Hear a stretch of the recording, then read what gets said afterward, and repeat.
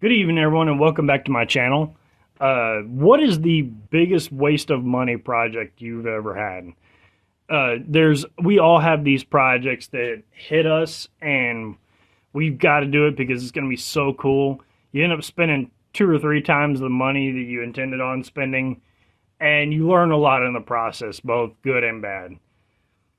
This is my version of that. For those of you that don't know, this is a semi-automatic rebuild of a Yugo M53 slash MG42. This particular model uses both parts for the MG42 and the Yugo M53. The M53, the MG3, the MG42, and a few of the other variants all use the exact same parts. With the MG3, mainly it's just a change of a feed tray and a barrel for the most part.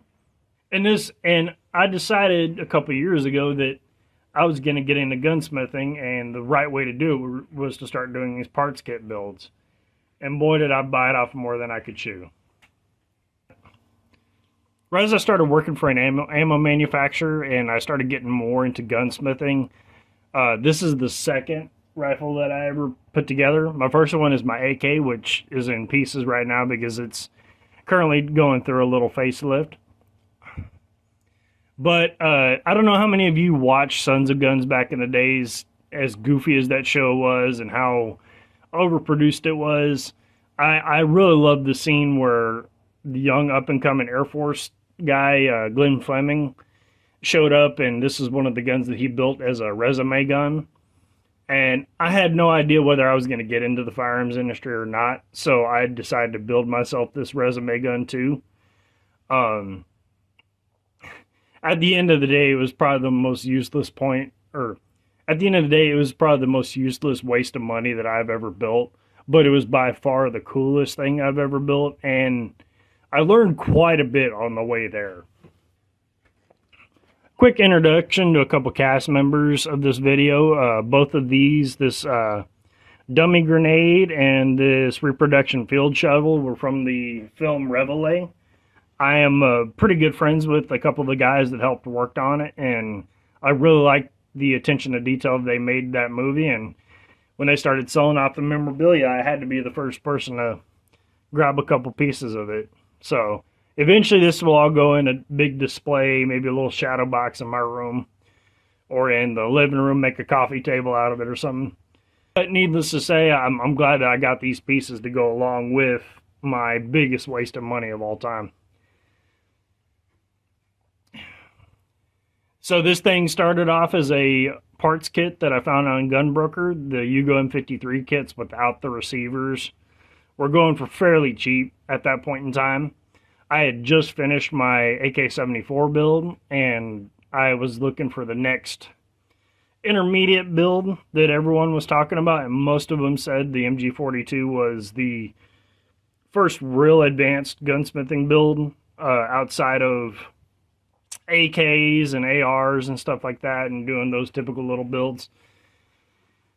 So I grabbed the parts kit, and that's when my research kind of started to begin. The Yugo M53, I haven't had very much luck looking up the history of that particular variant of the MG42. Beyond a couple of rumors as far as they had a lot of captured German parts, and or perhaps during the war, the Germans shared a lot of knowledge with the Yugos about their firearms building, because, you know, right after World War II, they started producing these, and even slightly before that, they were producing a lot of Mauser variants that were very, very close to the K98, if not direct copies of them. They made some modifications. I know that's an oversimplification. However, it goes to show that who is really doing a lot of the development at that point in time. The first thing that I noticed when I got this kit was I was going to end up having to learn how to weld, especially TIG process. I'd done a lot of stick and MIG throughout high school and whatnot doing shop class, but I had never touched TIG, so I knew that was going to be the first real process that I was going to learn and have to get really good at. This front shroud came just completely torched. But between that and also at this point in time, I could not find any of the pieced apart receivers that people were re-welding and doing it quote unquote the easy way. So I ended up having to go with a couple of receiver halves and welding them together and doing all the drilling and the milling myself. I did not have access to any machine tools or any professional shops to help me, and legally you can't do that anyway. So I had to go with what I had and what I knew, which was do a very, very careful layout of everything. Took one of those really good machinist scales and basically drafted everything out. While I was building this, I had a lot of time that I had waiting in between getting parts or saving up the money to get something new. I had to do a lot of research about what went into operating this firearm and also how to do a lot of maintenance and whatnot on it in case I ran into trouble. I wanted to know what was very common to have issues with. There are a lot of YouTubers out there and a lot of people that had a lot of great information about these guns, but a lot of times you learn something by going back in time. So what do I mean by going back in time? Well, you can still find quite a lot of these manuals out on the internet. A lot of them have been translated over to English, even though they're not the best English translations. And if you can use some common sense and piece through evidence, you can figure out what they're saying. If you're just really interested in armors of the past and what kind of things they had to work on, this is an outstanding read. You really need to look into it. Seeing some of the things that they were trained to do in the field as far as weapons repair is insane compared to what a normal armor would be taught in the Marines or the Army today. A lot of homemade jigs, homemade devices to get these guns back up and running in the field when the German logistics just couldn't keep up.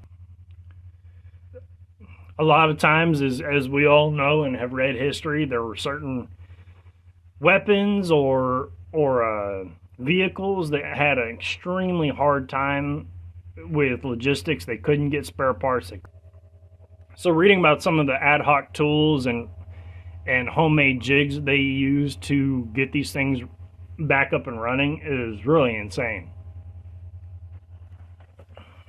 K98 also taught me a lot during this point. I tried to replicate the German machine gun load. I recently just did a test and got my hands on some real German SMK steel and brass cased ammo and got that data. But at the time, I couldn't find it very readily available. So I went through hand loading and what little data was out there to figure out what the specs of that ammunition were. And that led me through a lot of reloading discoveries and whatnot with this K98 and with the 42 later on. With this semi-automatic 42, what I learned is due to the nature of the quote-unquote gas system or the blowback system of it, the machine or the firearm can be really easily adjusted to run about anything. I know that PPU makes those 123 grain full metal jackets for the 8x33 Kurz ammunition. I've loaded that in this Mauser and then took it and put it in the 42 semi-automatic to see if it would run. And once you got the nose cone dialed in, it was actually pretty fun to shoot. It didn't have any recoil at all. It was zippy and it would fairly reliably run it.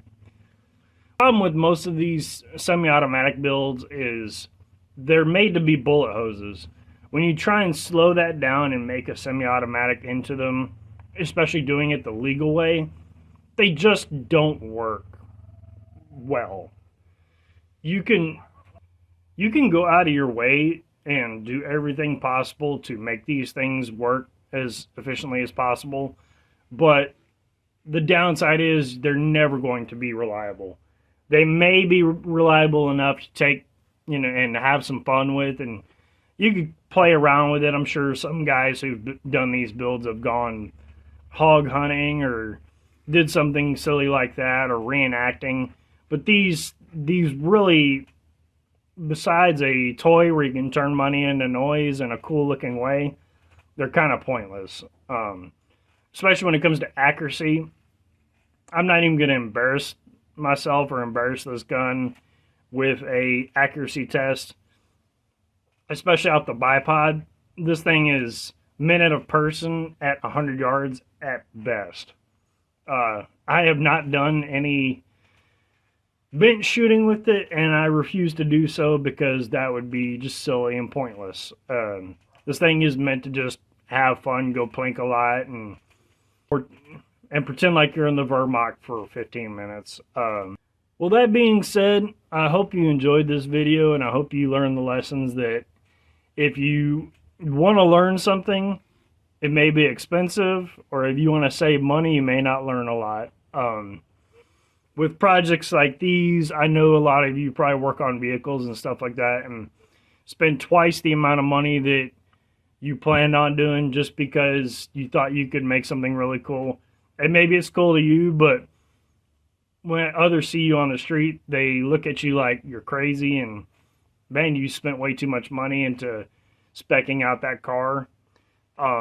It's a lesson we all learn, and sometimes, we don't care. But other times we start learning, maybe something a little different would have been better, or just spending the money to do something else would have made more sense. But all in all, this has been a fun build, and I'd like to know if you've worked on a vehicle or if you've worked on a firearm. How much money have you ever wasted on a project that you thought was cool, and how did it turn out? Thank you very much for watching. I hope y'all have a good day. Goodbye.